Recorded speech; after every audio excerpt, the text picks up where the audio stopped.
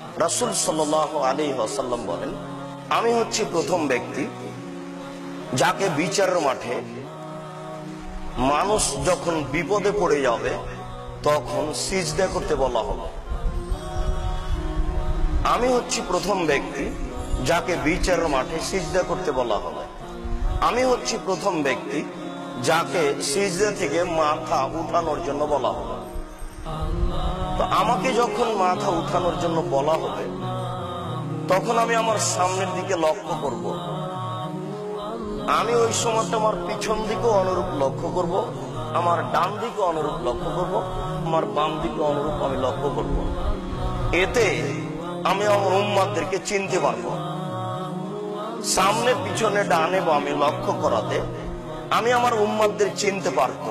তখন রাসূল সাল্লাল্লাহু আলাইহি ওয়াসাল্লামকে বলা হলো, এই লক্ষ কোটি মানুষ সেই নূহ আলাইহিস সালাম থেকে নিয়ে আপনার উম্মত পর্যন্ত এত মানুষ, আপনি এইসব মানুষের মাঝে আপনার উম্মতকে কিভাবে চিনতে পারবেন? একটু পরিচয় বলেন তো, কিভাবে আপনি দেখে চিনবেন যে এগুলি আমার উম্মত?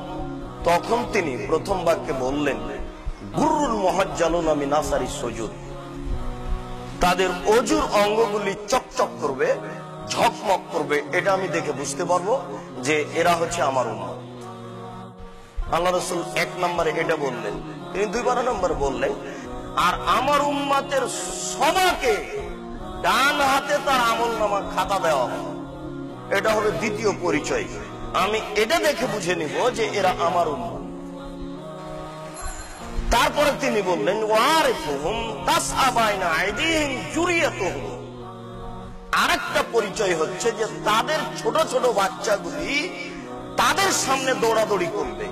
এটা দেখে আমি চিনে নেব যে এরা আমার উম্মত।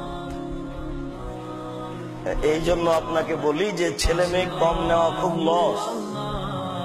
ছেলে মেয়ে কম নিলে ইহকালও লস, পরকালেও লস। ছেলে মেয়ে বেশি হলে আল্লাহু আল্লাহু আল্লাহ।